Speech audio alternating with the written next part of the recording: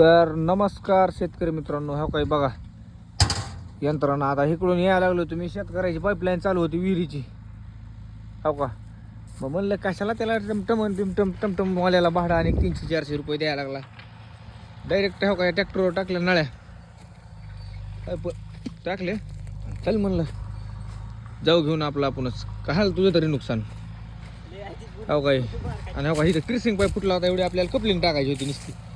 एवढ्या कपलिंग मला आलतात फक्त आपण ट्रॅक्टर घेऊन, हो काही असं झालंय.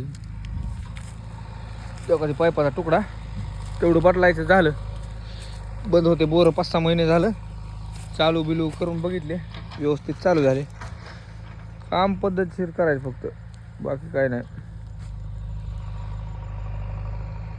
कसं काय बघा, ही नियोजन करा तर फक्त राहुल लोंढे सारखं.